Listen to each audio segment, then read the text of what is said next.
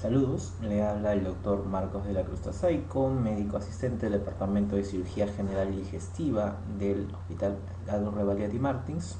Hoy vamos a hacer el estudio, la revisión de la patología más importante del intestino delgado y el colon.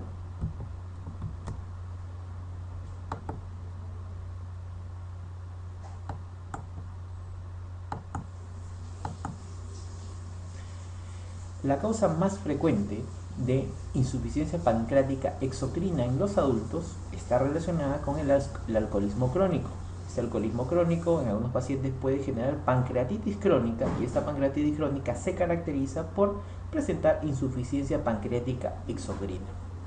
Recordemos nosotros que el páncreas tiene dos funciones: una exocrina, la producción de amilasas, lipasas, proteasas para la digestión de los alimentos, y una porción endocrina para la porción de hormonas, insulina, glucagón y somatostatina. La causa más frecuente de intestino corto se debe a una resección intestinal masiva, y generalmente esto ocurre tras una isquemia mesentérica o una trombosis mesentérica. El paciente sometido a sala se le tiene que hacer una resección amplia del intestino necrosado, por lo cual el paciente queda con un síndrome de intestino corto, habitualmente cuando es menos de 30 centímetros que ha quedado de intestino post cirugía, y esta es la causa más frecuente de intestino corto en estos pacientes. Los trastornos endocrinos que causan mala absorción a la cabeza, el principal, la diabetes mellitus. No debemos olvidar que la acrodermatitis enteropática se debe por un déficit de zinc. En la pelagra se produce por un déficit de niacina. La causa más frecuente de absorción intestinal corresponde, la causa más frecuente de mala absorción de hidratos de carbono se debe a una deficiencia de lactasa. Algunos puntos claves con respecto al síndrome diarreico: el lugar más frecuente de reabsorción de líquidos es el yeyuno, las sales biliares son en el ilion. Las causas de diarrea aguda pueden ser infecciosas, alimentarias, farmacológicas. En el caso de la diarrea de tipo crónica, está relacionada con síndrome de mala absorción, enfermedad inflamatoria intestinal, enfermedades endocrinas como la diabetes mellitus, el uso crónico de laxantes y el síndrome de insuficiencia o de isquemia intestinal. ¿Qué complicaciones podemos ver en los pacientes que cursan con diarrea? Por ejemplo, en los pacientes con cólera, a la cabeza, la complicación más frecuente, la deshidratación. En las infecciones de diarreas causadas por Staphylococcus se presentan vómitos severos. En el caso de pacientes con diarrea por Escherichia coli enterohemorrágica o Shigella, lo que vamos a evidenciar en ellos es una colitis hemorrágica. En los pacientes con infecciones de Shigella y E. coli enterohemorrágica también pueden cursar con megacolon tóxico. Igualmente en los pacientes con Shigella y infecciones por E. coli enterohemorrágica podemos tener un síndrome hemolítico urémico o urémico hemolítico. En las infecciones por diarrea por Shigella, pueden cursar con artritis reactiva. En la diarrea producida por salmonelosis existe una infección metastásica con invasión o compromiso de la vesícula biliar, el ilion, etc. Algunas pepas con respecto a la diarrea: la causa más frecuente de diarrea deshidratante en menores de 3 años tenemos el rotavirus. La causa más frecuente de la diarrea del viajero viene a ser la Escherichia coli. La manifestación clínica más frecuente en los pacientes con salmonela viene a ser que estos pacientes cursan muchas veces asintomáticos. ¿Cómo podemos definir a un paciente portador crónico de salmonela? Estos pacientes pueden excretar los bacilos de las salmonelas al menos por o menos durante un año. Los pacientes con salmonela pueden cursar o no con enfermedad vesicular, y en estos casos, si el paciente no tiene enfermedad vesicular, no hay colelitiasis, el tratamiento es médico administrando ampicilina. En cambio, si un paciente cursa con colelitiasis, presenta cálculos en la vesícula biliar, el tratamiento es quirúrgico, es decir, colecistectomía de la cabeza, colecistectomía laparoscópica. La clínica más frecuente de la giardiasis es que estos pacientes sean asintomáticos. El diagnóstico para la confirmación de esta infección por giardiasis es la presencia de quistes en heces o aspirados duodenales, y el tratamiento de elección para esta infección por giardiasis es el metronidazol. Un tipo de diarrea frecuente que podemos evaluar en los pacientes que reciben tratamiento antibiótico de amplio espectro a nivel intrahospitalario es la colitis pseudomembranosa, la cual tiene como etiología la infección por Clostridium difficile. La etiopatogenia se debe a una ingesta o una administración previa de antibióticos, más frecuente asociados con ampicilina, con clindamicina o con el uso de cefalosporina. Existen también factores que no están asociados a antibióticos, como por ejemplo el antecedente de una cirugía colónica, cirugía gástrica o cirugía pélvica. La forma clínica más frecuente de estos pacientes es la de ser un portador asintomático. La forma clínica más infrecuente, pero que es una forma clínica grave, es la presencia de un megacolon tóxico, que puede ameritar hasta un tratamiento quirúrgico. El síntoma más frecuente en este tipo de pacientes es la diarrea. El diagnóstico se realiza mediante la detección de citotoxinas tipo A y B. Asimismo, cuando se le realiza un coprocultivo a este tipo de pacientes, no encontramos diferencias significativas en los resultados de este coprocultivo. El tratamiento de la colitis pseudomembranosa se da por vía oral. Se deben suspender los antibióticos que había estado recibiendo previamente el paciente. El tratamiento, el gold estándar, el tratamiento de elección en la colitis pseudomembranosa por Clostridium difficile es la vancomicina, aunque también se puede utilizar el metronidazol. Recuerden que este tratamiento idealmente por vía oral, no útil la vía parenteral y sobre todo en los pacientes con infecciones severas. Dentro de la patología frecuente del intestino delgado encontramos el divertículo de Meckel. Constituye la malformación congénita más frecuente del intestino delgado. Siempre se localiza en el borde antimesentérico del intestino, ubicado en los 100 últimos centímetros del hilo, es decir, los 90 a 100 centímetros de intestino proximales a la válvula ileocecal. Solo un 3% de pacientes que tienen divertículo de Meckel dan clínica, dan sintomatología. La complicación más frecuente en este tipo de pacientes viene a ser la hemorragia, siendo la hemorragia de un divertículo de Meckel la primera causa de hemorragia digestiva baja en pacientes menores de 20 años.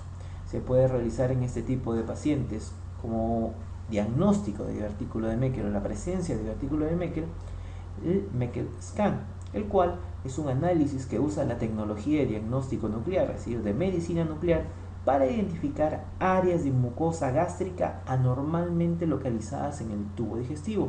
Una característica importante del divertículo de Meckel es que en su mucosa presenta habitualmente mucosa ectópica y sobre todo mucosa gástrica.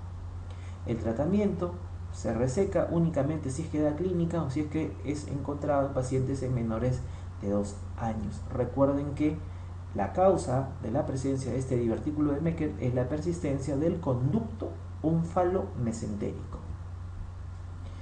Dentro de los tumores del intestino delgado debemos de indicar que representan un 5% de las neoplasias digestivas. Se debe sospechar en los pacientes que cursan con dolor cólico abdominal recidivante, obstrucciones intestinales si es que no tienen una cirugía previa, invaginación o hemorragia crónica de tipo gastrointestinal. Los tumores del intestino delgado más frecuentemente son los benignos y el principal de ellos vienen a ser los adenomas, y los adenomas ubicados a nivel duodenal. El tumor del intestino delgado maligno más frecuente es el adenocarcinoma y también está ubicado a nivel del duodeno, pero a nivel del duodeno distal. Los linfomas intestinales se caracterizan por ser masas focales, más frecuentemente localizado en el ilio, y se caracterizan por una infiltración difusa.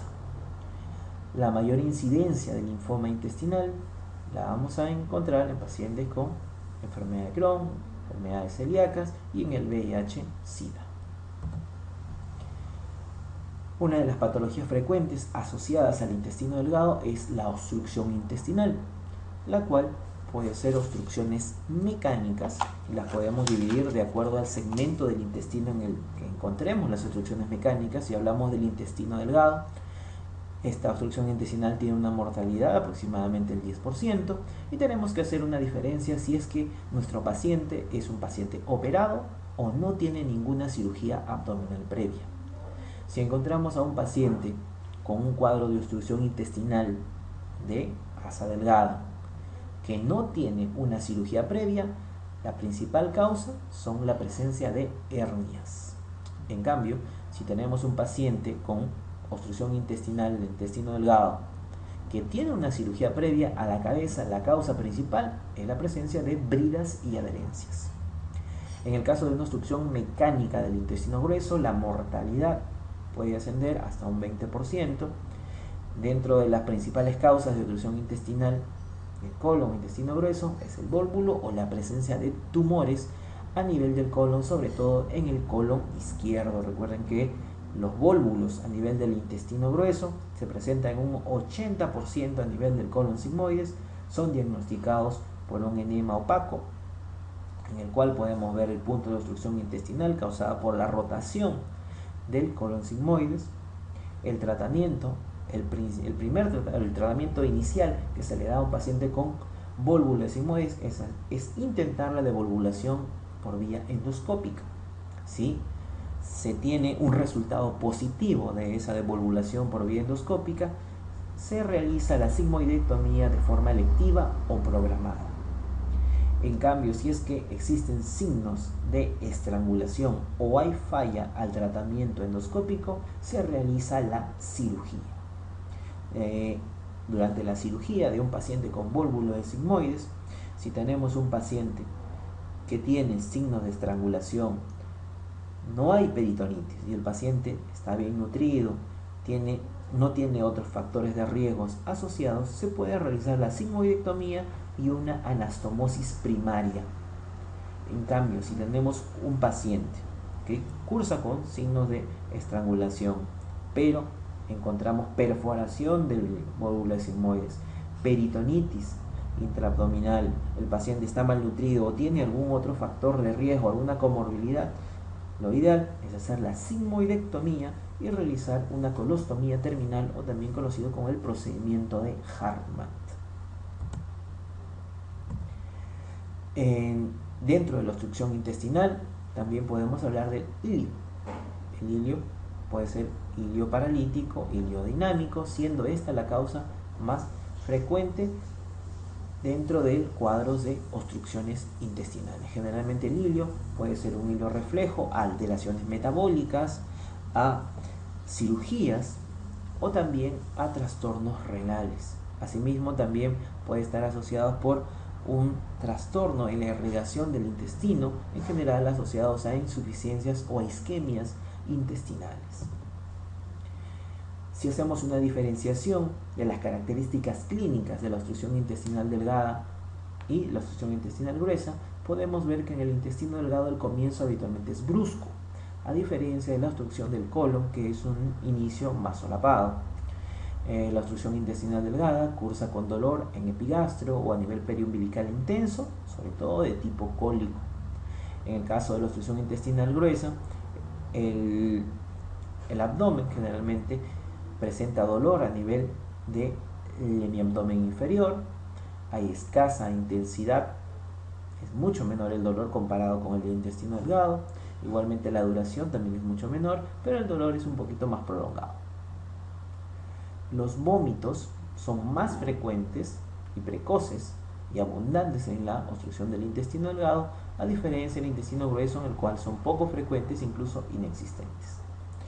En el intestino de la obstrucción del intestino delgado no existe eliminación de heces o gases, los cuales pueden faltar inicialmente. Recuerden que realmente una obstrucción del intestino delgado podemos tener a nivel del yeyuno o ilio, y el contenido del colon que se encuentra distal a la obstrucción puede incluso salir a través de la vía normal, a través del conducto anal, pudiendo incluso haber hecho deposiciones o eliminar gases el paciente con una obstrucción de intestino delgado. En cambio, en el intestino grueso no existe ninguna eliminación de gases ni heces una vez iniciado el cuadro de obstrucción intestinal. En la obstrucción de intestino delgado, si hablamos de una distensión abdominal, no es una distensión abdominal muy evidente, y si existe un cuadro de distensión abdominal, se localiza a nivel de la parte central del abdomen. En cambio, en la obstrucción intestinal gruesa, la distensión abdominal es precoz, es marcada y es a predominio periférico debido a la localización del marco colónico. El estado general en los pacientes con obstrucción de intestino delgado viene a ser un deterioro rápido por un trastorno y un desequilibrio hidroelectrolítrico. En cambio, en la obstrucción del intestino grueso se altera de forma tardía el estado general de este tipo de pacientes. Una característica importante dentro de la obstrucción intestinal delgada es las características propias en las radiografías de abdomen simple, en la cual vemos asas distendidas de forma numerosa, ocupan la parte central de la placa, son asas de mediano calibre, con los pliegues intestinales, que son las válvulas conniventes. También podemos evidenciar la presencia de niveles hidroaéreos, y debido a que es una obstrucción de intestino delgado, vamos a ver una ausencia de gas o ausencia de aire a nivel del colon. Vemos una radiografía de abdomen simple en la cual nosotros podemos evidenciar las válvulas conniventes engrosadas o dilatadas. Vemos la presencia de asas intestinales delgadas distribuidas a predominio central, y también las diferentes porciones con niveles hidroaéreos. Cuando hacemos el estudio de las radiografías de los pacientes con obstrucción intestinal gruesa, vamos a evidenciar unas asas intestinales poco numerosas debido a que se produce a nivel del marco colónico. Esta extensión la vamos a ver a predominio periférico, donde vamos a ver el asa intestinal gruesa o el marco colónico marcadamente dilatado, delimitándose bien los pliegues australes o las austras del colon, una pared gruesa con un contorno convexo, niveles líquidos amplios y niveles distales a la obstrucción, ausencia de gas en el punto distal a la obstrucción de las intestinal gruesa. Recuerden que el tubo digestivo produce líquido. La saliva generalmente 1,5 litros al día, el jugo gástrico 2 a 3 litros al día, bilis medio litro al día, el jugo pancreático 650 mililitros al día, jugo intestinal 3 litros al día. Todo este líquido que se produce a nivel del tubo digestivo puede quedar acumulado en el interior de las asas intestinales delgadas proximales al cuadro o al punto obstructivo, generando deshidratación y una alteración hidroelectrolítica más rápida que lo que ocurriría en un cuadro de obstrucción intestinal gruesa. En el adulto mayor, la causa más frecuente de obstrucción intestinal baja es el cáncer de colon izquierdo. Recuerden ustedes que cuando definimos obstrucciones intestinales altas y bajas, tenemos como punto de referencia la válvula ileocecal. Proximal a la válvula ileocecal, obstrucción intestinal alta. En el caso de obstrucciones por debajo o distales a la válvula ileocecal, se denomina obstrucción intestinal baja. Muy diferente a lo que ocurriría en el caso de las hemorragias. Hemorragia digestiva alta por encima del ángulo de Treitz. Hemorragia digestiva baja por debajo del ángulo de Treitz. Recuerden entonces que la causa más frecuente de obstrucción intestinal baja viene a ser el cáncer de colon izquierdo. El cáncer de colon izquierdo generalmente produce trastornos del ritmo evacuatorio. Recuerden ustedes que los tumores o las neoplasias del colon derecho generalmente son anemizantes, y la característica clínica es la pérdida sanguínea progresiva y crónica y anemia en ese tipo de pacientes.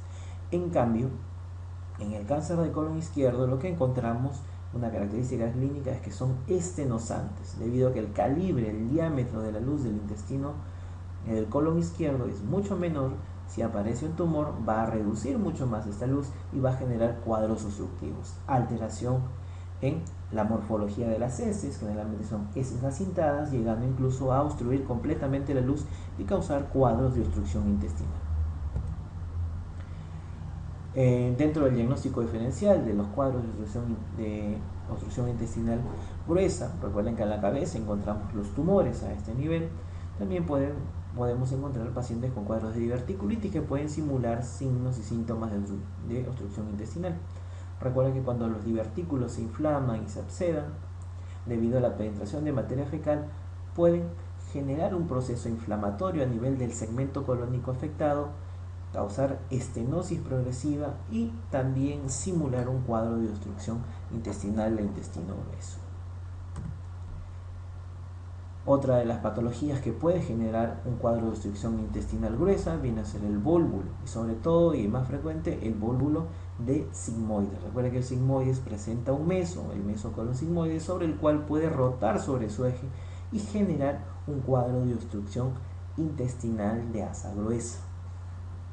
En las radiografías que podemos ver en la diapositiva, vemos la característica imagen en grano de café, en la cual se va a evidenciar o es una de las características clínicas radiológicas importantes de esta patología, como lo es el vólvulo de sigmoides. Dentro del tratamiento para los pacientes que cursan con un cáncer colorectal izquierdo que genera un cuadro de obstrucción intestinal aguda, pueden realizarse dos variantes o dos técnicas para el tratamiento quirúrgico de este problema. Puede realizarse una hemicolectomía izquierda, que incluye la exéresis o la resección del colon transverso, ángulo esplénico del colon y colon descendente, y hacer una colostomía terminal o una anastomosis primaria.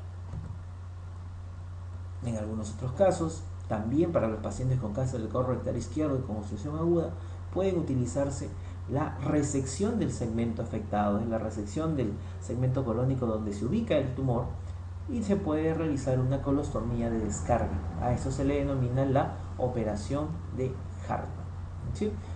Dependiendo del estado del paciente, si es que hay o no ha habido peritonitis, si es que hubo o no perforación de la tumoración, de la neoplasia y contaminación de la cavidad abdominal, se puede hacer la resección y anastomosis primaria o la resección del segmento afectado y una colostomía terminal, lo que se denomina la operación de Hartmann. Seguimos con la obstrucción intestinal. Recuerden ustedes que un cuadro de obstrucción intestinal y que se asocia a estrangulación del segmento intestinal comprometido puede estar relacionado clínicamente de la siguiente manera: la presencia de dolor, vómitos, distensión abdominal y ruidos hidroaéreos incrementados. En este caso, en este tipo de pacientes, si no tiene ningún antecedente quirúrgico a nivel de la cavidad abdominal, hay que descartar hernias incarceradas, hernias inguinales o hernias crurales. Si evidenciamos y examinamos estas regiones y encontramos un saco herniario, y si la pared de este saco herniario o en sí la hernia se encuentra indurada o con cambios de coloración a nivel de la superficie térmica de este saco herniario, entonces podría tratarse de una hernia estrangulada, y esta será la causa de una obstrucción intestinal. El diagnóstico en este tipo de pacientes, luego de haber realizado el examen clínico, podemos realizar una radiografía de abdomen simple. En el caso de la radiografía de abdomen simple de pie, nos evidenciará o nos mostrará la presencia de niveles hidroaéreos. En cambio, la radiografía de abdomen simple de cúbito podremos ver la dilatación desde la asa delgada y también la probable ubicación del punto de obstrucción mecánica. El tratamiento se inicia con el tratamiento médico. En los casos de la obstrucción intestinal, se coloca la sonda nasogástrica, se da una hidratación, se corrigen los trastornos hidroelectrolíticos. Se realiza el tratamiento quirúrgico si es que hay dolor, fiebre, si se incrementan progresivamente durante los días de hospitalización, observación, y si hay más de 5 días que persiste el dolor, persiste la fiebre y no se ha reducido la hernia, entonces puede tratarse de una hernia estrangulada, y ahí el tratamiento quirúrgico es mandatorio. En el caso de que el paciente amerite un tratamiento quirúrgico y dentro de los hallazgos intraoperatorios no exista peritonitis difusa, se puede hacer la resección del segmento afectado y una anastomosis término-terminal. En cambio, si es que encontramos un paciente que tiene un cuadro de obstrucción intestinal por una hernia estrangulada y existe asociadamente peritonitis difusa, entonces en este tipo de pacientes está contraindicada la anastomosis. Lo que se debe realizar en este tipo de pacientes es una ostomía, una ileostomía, ionostomía, colostomía, dependiendo del caso, el punto de obstrucción, y una anastomosis posterior. Dentro de la etiopatogenia de la obstrucción intestinal del intestino grueso, vamos a encontrar que aquí existe mayor deshidratación, generalmente con trastornos del potasio, debido a que este cuadro de obstrucción intestinal, y dependiendo de la competencia de la válvula ileocecal, puede dilatarse marcadamente el colon, inclusive con dilatación marcada del ciego, la cual puede presentar, debido a este aumento de presión intraluminal, puede perforar el ciego y causar una peritonitis bacteriana. Asimismo, en los pacientes con cuadros de obstrucción intestinal gruesa también puede presentarse una translocación bacteriana e infección intraluminal del colon. La clínica que se presenta en los pacientes con obstrucción intestinal gruesa, encontramos dolor abdominal, vómitos, distensión abdominal, incapacidad para eliminar gases y realizar deposiciones. El tratamiento inicial es médico, pero si no resuelve, se torna quirúrgico. La cirugía está indicada en los pacientes en los cuales se sospeche de estrangulación del punto de obstrucción mecánica o de perforación del asa intestinal.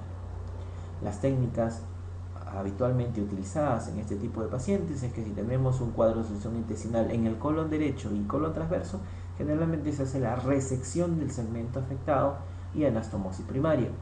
En cambio, si es una obstrucción localizada en el colon izquierdo, se hace la resección del segmento afectado más una colostomía terminal o procedimiento de Hartmann. En las imágenes podemos ver algunas características o signos radiológicos en los pacientes con obstrucciones intestinales. En el caso del intestino delgado podemos ver los niveles hidroaéreos en el intestino delgado, generalmente anchos y de poca altura. En el caso de obstrucción intestinal delgada, clásicamente podemos ver la imagen en pila de monedas, cuando el intestino delgado está extendido y sin líquido. Se pueden ver a través de esta imagen de pila de monedas lo que evidenciarían la presencia de la distensión de las válvulas conviventes. En el caso de la obstrucción intestinal del colon, vamos a ver unos niveles hidroaéreos que son angostos y altos. Vean la diferencia: en el intestino delgado, amplios y de poca altura. En el caso del colon, vamos a ver niveles angostos y de mayor altura. Y en el caso de las obstrucciones del intestino grueso a nivel del sigmoides, típicamente podemos ver la imagen en grano de café, que es una imagen característica en los pacientes con cuadros de obstrucción intestinal causadas por vólvulo de sigmoides. Recuerden que el vólvulo de sigmoides se presenta un 80% en su ubicación habitual es en el sigmoides. También pueden existir vólvulos del ciego, que son mucho menos frecuentes en este tipo de pacientes. Cuando hacemos ya la revisión de las preguntas de la patología asociada a el intestino delgado y colon, tenemos el primer caso clínico: mujer de 25 años que acude a urgencias por un cuadro diarreico de 4 días de evolución, con emisión de pus y restos hemáticos en las heces, fiebre de 38 grados, refiere un antecedente de estancia en Bolivia hace 2 días con ingesta de agua de manantial. ¿Cuál de los siguientes tratamientos sería el menos indicado? Recuerden, en este caso habla de presencia de pus y restos hemáticos en las heces o en las deposiciones, y habla de una diarrea de tipo disentérico. En este tipo de pacientes, generalmente lo que vamos a dar, el tratamiento indicado en este tipo de pacientes, debido a la presencia de diarrea, es la de hidratación oral a la cabeza, succinilacto de bismuto para prevenir problemas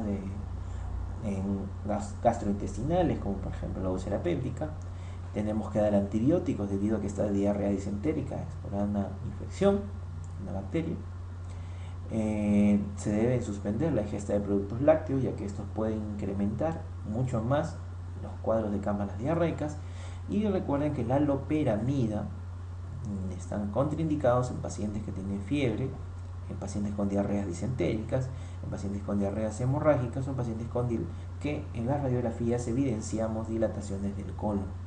Entonces, en este tipo de pacientes, lo menos indicado es dar antidiarreicos como la loperamida.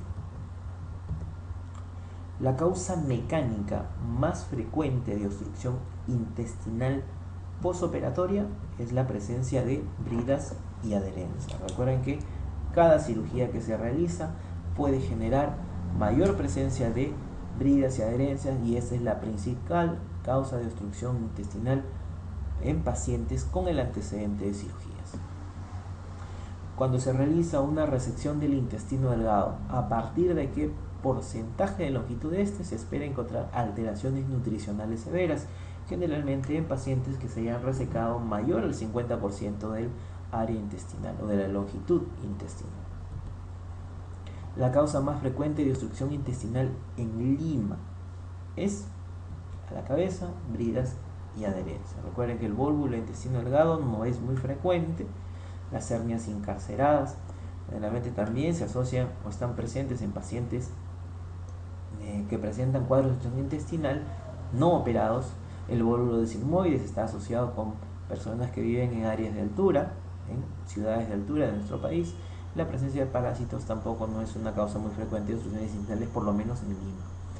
En este caso, entonces, a la cabeza va la presencia de bridas y adherencias como causa de obstrucción intestinal en nuestro medio.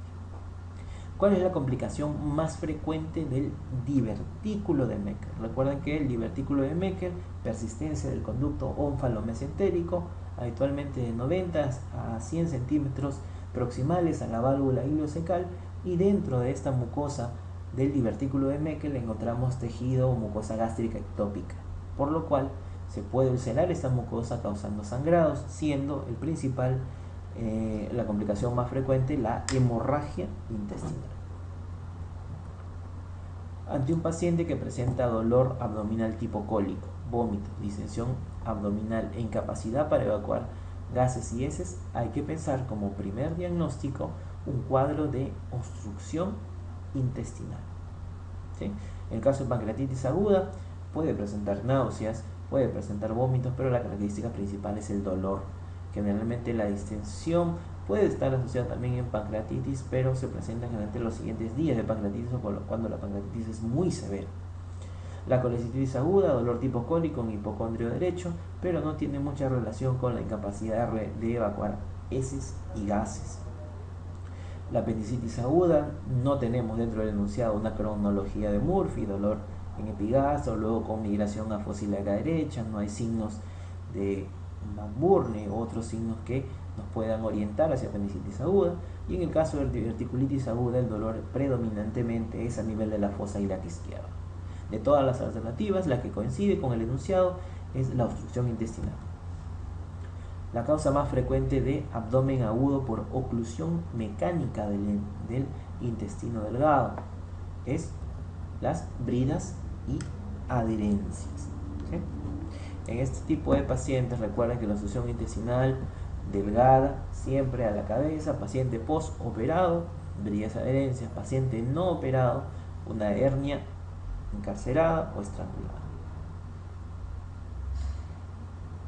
¿Cuál es la causa más frecuente de obstrucción intestinal delgada en un paciente adulto sin intervenciones quirúrgicas abdominales?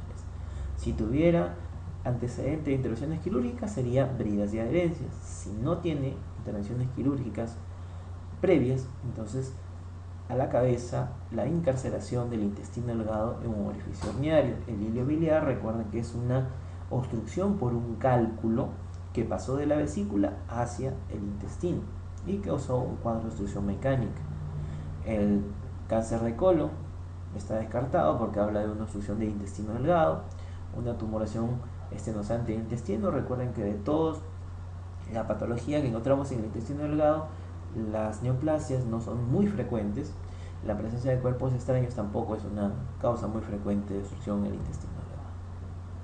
¿Cuáles son las características clínicas que clasifican como una obstrucción intestinal alta? En este tipo de pacientes vamos a encontrar vómitos precoces. Recuerden que una característica importante de la obstrucción intestinal es vómitos precoces, a diferencia de los vómitos tardíos, que son o que se presentan en el intestino grueso, y la distensión es a predominio central. Cuando es intestino delgado es a predominio central, cuando es intestino grueso o colon es en la parte periférica. Esas son las características clínicas de un paciente con obstrucción intestinal alta. La gran distensión y vómitos tardíos, intestino grueso. Vómitos precoces con alteración difusa. Recuerden, la distensión en intestino delgado es central. Vómitos fecaloideos generalmente se presentan a las 48 horas, 72 horas de evolución del cuadro de obstrucción intestinal no resuelta. La distensión se puede presentar, pero no indica una ubicación específica. Entonces la respuesta es vómitos precoces y distensión en el epigastrio. Con relación al divertículo de Meckel, marque lo incorrecto. Por lo general se origina en el ilion a unos 90 centímetros de la válvula ileocecal. Es verdadero. La frecuencia del divertículo de Meckel en una población general es de 5%, verdadero. Es un divertículo verdadero que tiene todas las capas del intestino, también lo es. La mucosa gástrica es el tejido ectópico más común que se encuentra en el divertículo de Meckel, también es verdadero. El divertículo de Meckel se debe a una falta de obliteración del conducto vitelino, eso es falso. Recuerden que el divertículo de Meckel es por la persistencia del conducto ómfalo-mesentérico. En una obstrucción intestinal, ¿cuáles serían las primeras medidas a tomar? Recuerden que al admitir a un paciente con sospecha y diagnóstico de obstrucción intestinal, lo primero que tenemos que colocar es una sonda nasogástrica y hacer una evaluación radiológica con una radiografía de abdomen simple, de pie y de cúbito. Edemas evacuantes no podemos realizar en este tipo de pacientes porque no van a tener ningún efecto significativo. Tampoco un tránsito intestinal porque, como sabemos, está obstruido, podemos generar mayores tipos de complicaciones. Sonda rectal habitualmente no.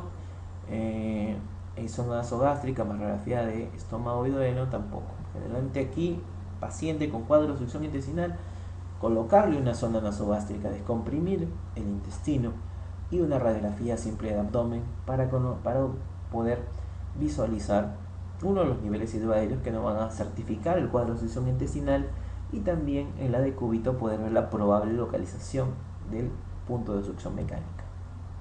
Paciente de 55 años acude a emergencia por dolor abdominal tipo cólico de aparición brusca que en la última hora se acompaña de náuseas, vómitos. El examen físico, cicatriz de una laparotomía media infraumbilical realizada hace 10 años por apendicitis aguda, distensión abdominal, signo de Bloomberg negativo, y a la auscultación presencia de ruidos metálicos. En este caso, todas las características clínicas apuntan a un diagnóstico de obstrucción intestinal. Y recuerden que en las obstrucciones intestinales, luego de colocar la sonda, tenemos que hacer la confirmación radiológica, y lo que tenemos que realizar es una radiografía de abdomen simple, de pie y de cúbito. Señale la definición correcta de diarrea aguda. La diarrea aguda es aquella que dura menor a 14 días. Las bacterias predominantes en el colon del adulto corresponden a el Bacteroides fragilis. Vienen a ser las bacterias predominantes en el adulto, en el colon del adulto. ¿Cuál es la causa más frecuente de obstrucción del intestino delgado en un paciente sin intervenciones? Sin intervenciones, la encarceración del intestino delgado a través de un orificio herniario. Señale lo correcto con respecto al divertículo de Meckel. Falla en la formación intestinal y presenta en el 5%. El 5% sí lo representa, pero no es una falla en la formación intestinal. Este enunciado es falso. La persistencia del uraco presenta en el 2%. Recuerden que el uraco es un conducto que comunica la vejiga con el ombligo. No tiene ninguna relación con el divertículo de Meckel. Falso. Persistencia del conducto ónfalo-mesentérico presente en un 8%. Sí está relacionado con la persistencia del conducto ónfalo-mesentérico, pero en un 8% es demasiado, es una alternativa falsa. Es la persistencia del conducto ónfalo-mesentérico, pero presente en el 2% de los casos. Esta es la alternativa correcta. ¿Sí? Divertículo duodenal se encuentra más frecuentemente en el borde mesentérico de las porciones. ¿De qué porciones duodenales? De la segunda y tercera. En la segunda y tercera porciones del duodeno es el lugar o la ubicación más frecuente del divertículo duodenal y a nivel del borde mesentérico.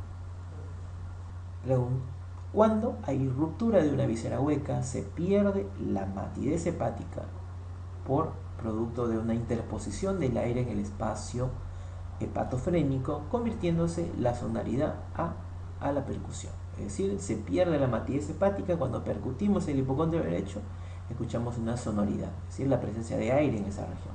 Este signo es patagnomónico de las rupturas de vísceras huecas. ¿Cuál es el nombre? ¿Cuál es el epónimo de este signo que indica la rotura de alguna víscera hueca? Este signo se llama el signo de Hobart.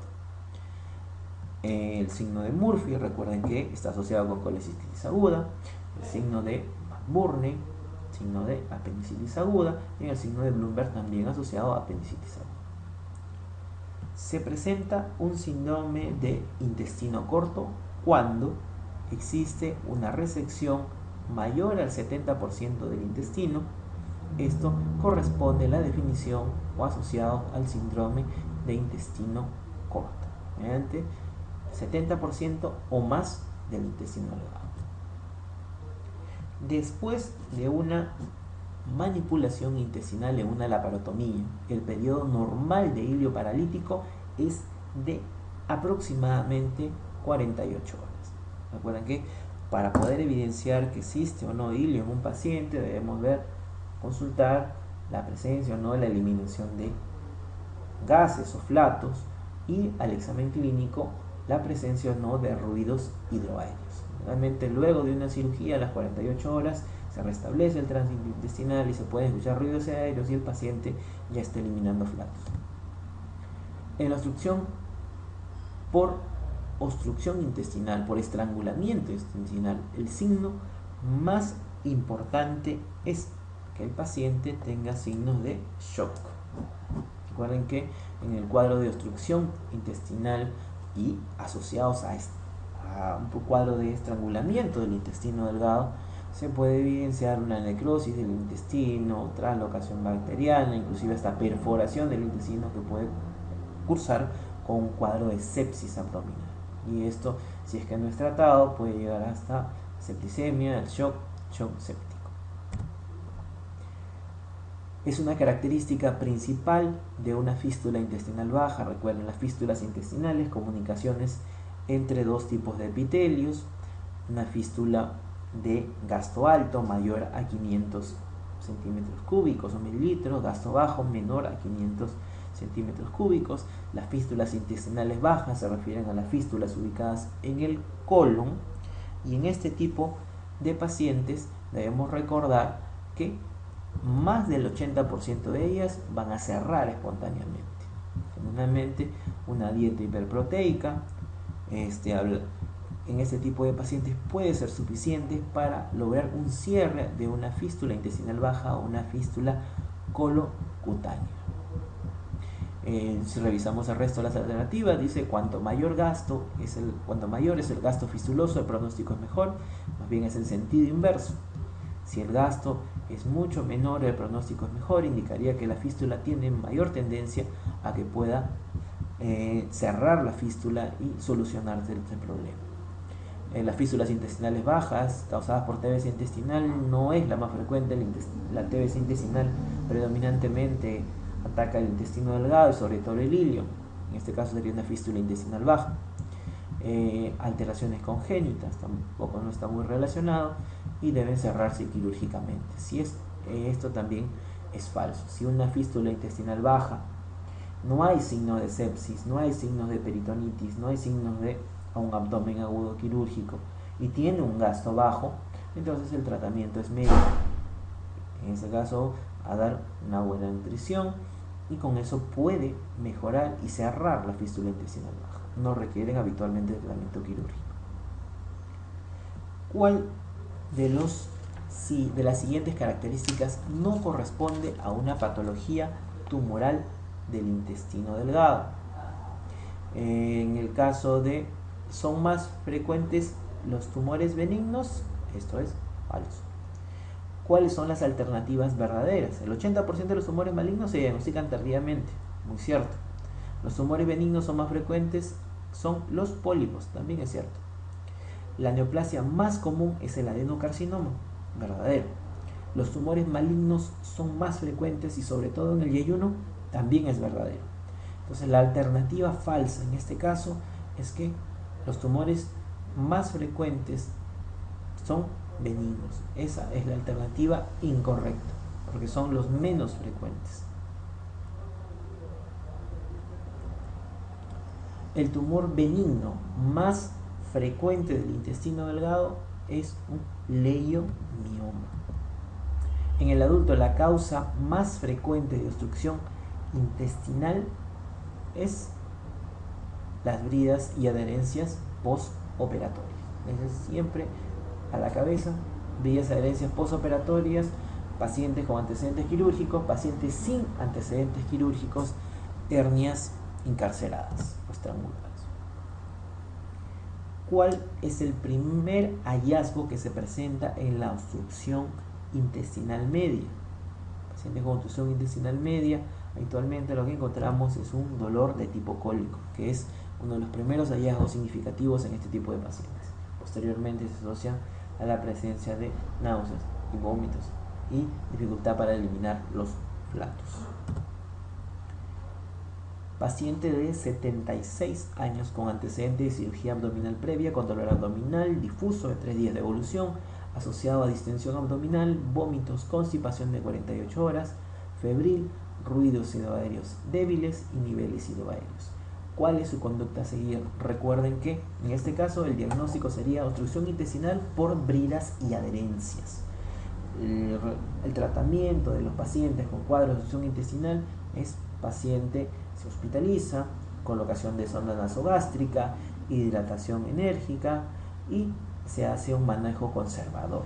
Se hace un manejo médico, una observación generalmente de 48 a 72 horas, hospitalizado y con ese tratamiento de sonda nasogástrica e hidratación y se ve la evolución. La mayoría de los pacientes responde a ese tratamiento y el cuadro de obstrucción intestinal se soluciona espontáneamente y progresivamente.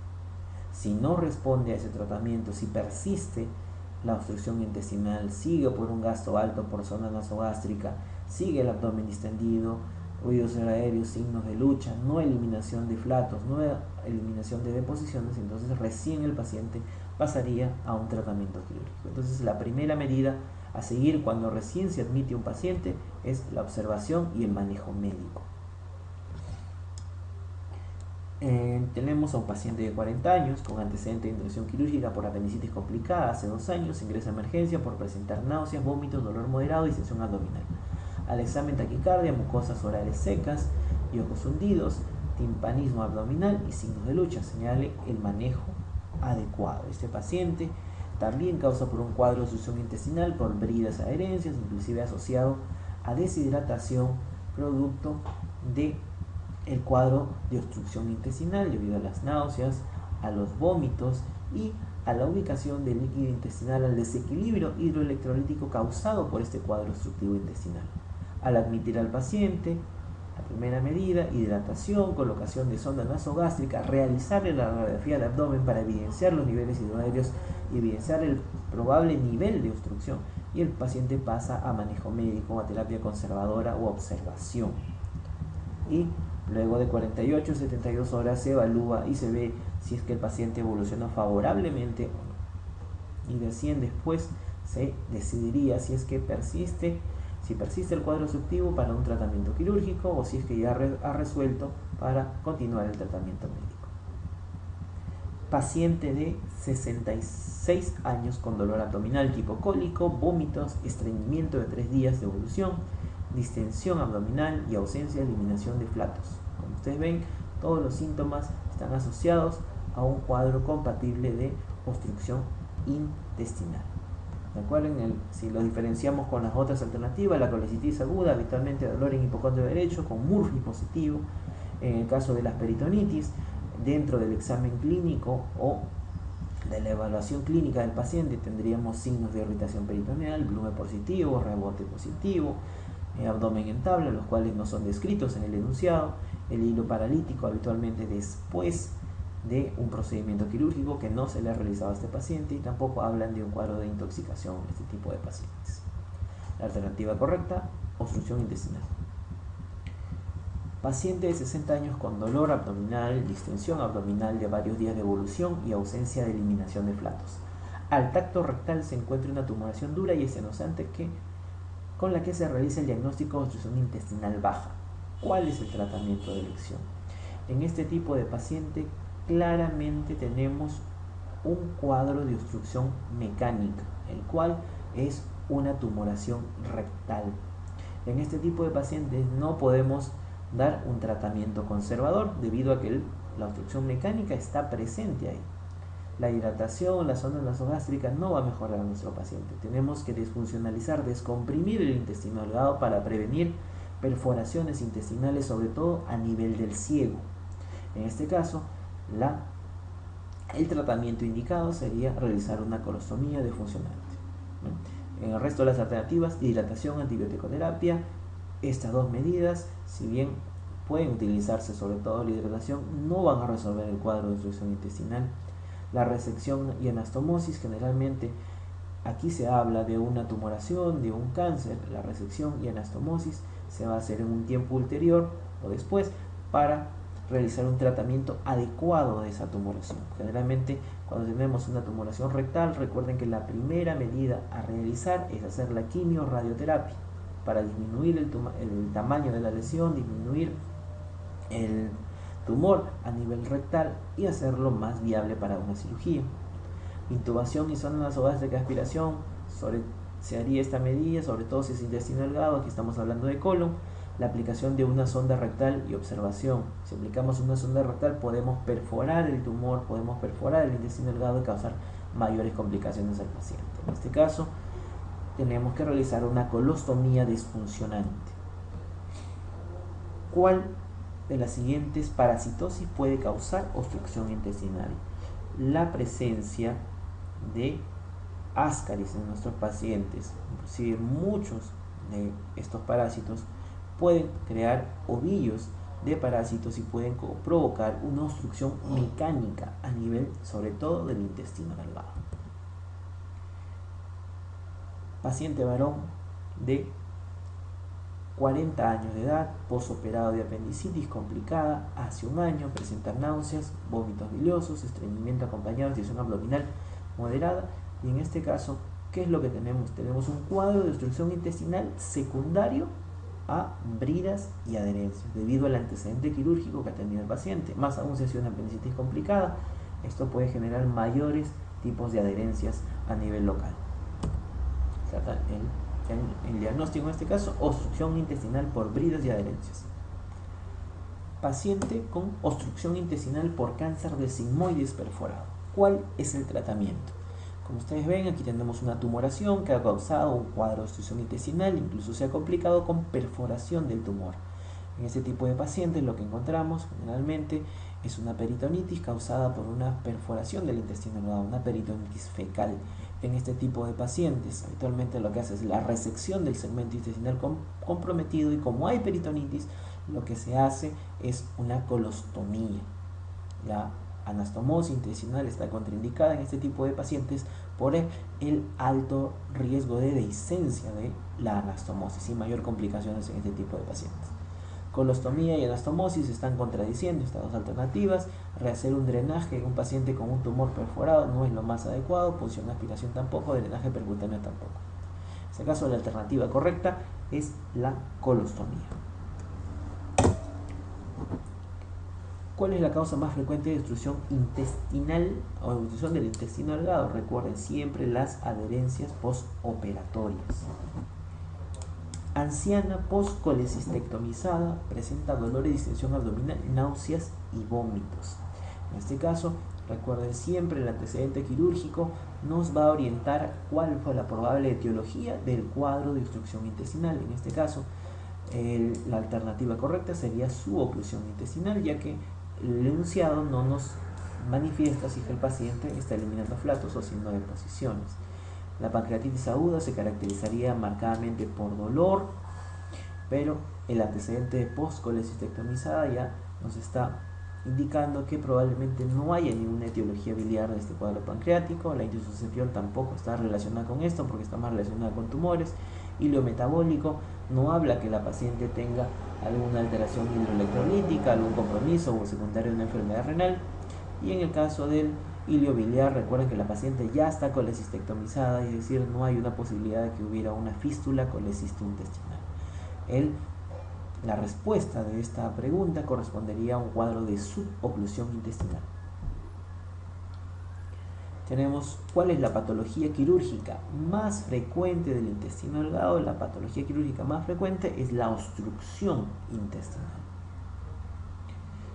Paciente varón de 25 años, procedente de asentamiento humano, con antecedente de dolor abdominal, presenta náuseas y vómitos de una semana de evolución, sin alza térmica, con escasa eliminación de flatos y heces, examen clínico, pálido, adelgazado, moderada extensión abdominal, ruidos hidroaéreos incrementados, radiografía de abdomen, niveles hidroaéreos, leucocitos 5500, velocidad de sedimentación incrementada. ¿Cuál es el diagnóstico probable? Como podemos ver, se trata de un cuadro de obstrucción intestinal y aquí tenemos que asociarlo con varios de los hallazgos clínicos y laboratoriales que nos indican este paciente. Si revisamos las alternativas, la primera indica vólvulo de sigmoides. Generalmente, vólvulo de sigmoides en la radiografía tiene la presencia de la imagen de grano de café, que no es descrita en la radiografía de abdomen. Segundo, a nivel de la palpación o a nivel del examen clínico del abdomen, vemos una distensión, sobre todo al predominio inferior, con un abdomen asimétrico, que tampoco lo evidencia. Por lo cual, vólvulo de sigmoides es falso. Ilio paralítico por trastorno hidroelectrolítico. Realmente no hay algún antecedente de algún problema hidroelectrolítico en el paciente, que sea un trastorno, un paciente con alteraciones renales, no habla de vómitos intensos, no puede estar relacionado con un ilio paralítico por trastorno hidroelectrolítico. Una peritonitis por apendicitis complicada. En el caso del paciente no hay una historia de un cuadro apendicular, no hay una migración del dolor. A nivel del examen clínico no hay signos de reacción peritoneal a nivel de la fosa ilíaca derecha, McBurney, Bloomberg. No hay leucocitosis, no encontramos signos asociados a esta alternativa, por lo cual peritonitis por apendicitis complicada también es falsa. Peritonitis por perforación típica, igualmente no encontramos en el examen clínico alguna evidencia de signos peritoneales. No hay abdomen en tabla, no hay McBurney positivo, resistencia abdominal, rebote, no tenemos ninguna de esas características. En este caso, debido al antecedente del paciente, el lugar de procedencia del paciente, las características físicas del paciente, pálido, adelgazado, baja de peso, leucopenia, velocidad de sedimentación incrementada, esto nos orienta a una infección por tuberculosis. Y los pacientes con cuadros de tuberculosis pueden presentar tuberculosis intestinal o abdominal. Y esta tuberculosis abdominal puede cursar también con un cuadro de obstrucción intestinal, cuyo manejo es un manejo médico. En este caso se administra tratamiento específico, con lo cual resuelve el cuadro de obstrucción intestinal. Muy bien, hemos culminado con las preguntas del estudio de la patología intestinal. Nos vemos en una próxima oportunidad.